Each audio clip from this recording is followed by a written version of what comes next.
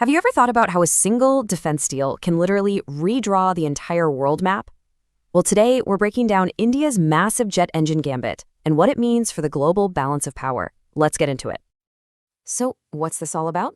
It all comes down to a piece of tech that's so exclusive, so advanced, that only a tiny handful of nations have actually mastered it.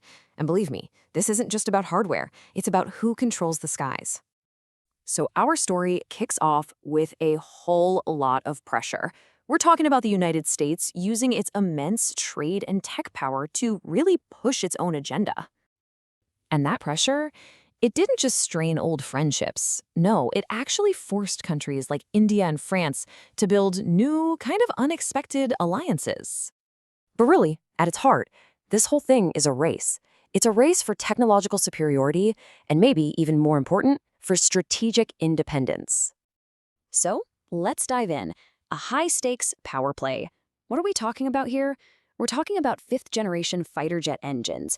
And look, this is the absolute peak of aerospace engineering. It's a technology so advanced it can define a nation's military might. Think about it. There is a very, very exclusive club for this kind of tech. Only 4 countries are original manufacturers: the US, Russia, France, and the UK. Having this tech isn't just for show, it's a massive lever of geopolitical influence. Okay, so Section 2, America's Pressure Campaign. How exactly did the United States decide to use its power? Well, it focused on pressuring India, a rising power that was trying like crazy to modernize its military and build its own tech. So Washington comes in with this classic carrot and stick game. The carrot? Hey, we'll sell you our top-of-the-line F-35 jet. But the stick? Oh, by the way, those GE engines you desperately need for your own homegrown fighter, the Tejas? Yeah, those are going to be critically delayed.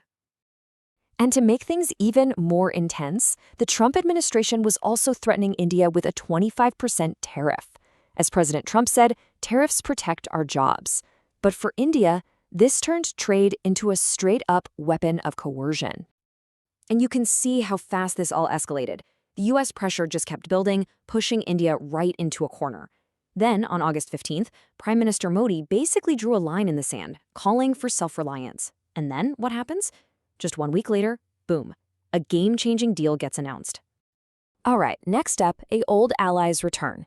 You see, all that pressure from America, it created a power vacuum. And you know what happens with vacuums, right? Someone always steps in to fill them.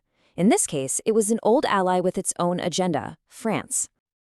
Now, to really get why France was so ready to jump in, we've got to rewind a little. You remember the AUKUS deal, right? That whole thing left Paris feeling seriously betrayed by its key ally, the United States. I mean, think about it. France had this massive, multi-billion-dollar submarine contract with Australia. And then, bam! The US and the UK sweep in, create this AUKUS pact, and just like that, Australia cancels the French deal.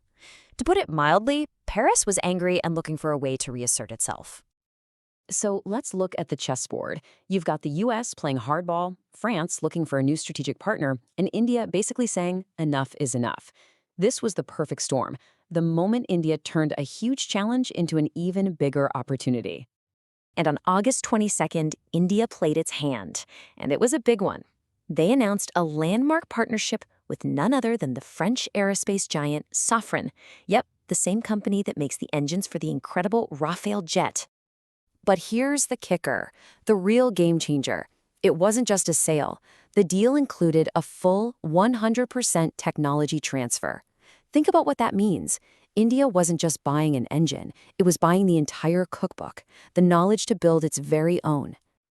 And this move fits perfectly into Prime Minister Modi's grand vision for Atmanirbhar Bharat. You've probably heard that term. It means self-reliant India. It's this huge national project to make sure India can master its own critical tech. So, what's the fallout from all this? How does this one deal change everything? Well, let's take a look at the new geopolitical map, because it looks a lot different now. Here's the bottom line. First, and this is a big one, America's pressure totally backfired. Instead of forcing India to submit, it pushed New Delhi to go for true independence and, in the process, opened the door for this powerful new partnership with France. And you can see this fundamental shift happening right here.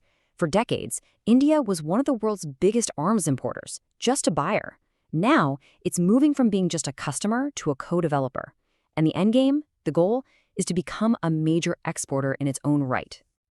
This all reflects a whole new level of confidence. As Prime Minister Modi himself said, we are the ones who can divert the course of a fast-flowing stream. Now, that's not just rhetoric, that is a powerful statement of intent. So the big question this all leaves us with is this. In this new era, is strategic dependency becoming a thing of the past? Are we watching the beginning of the end for a time when nations had to rely on superpowers for their most critical technology? Let me know what you think in the comments. Thanks for tuning into this explainer, and hey, don't forget to subscribe.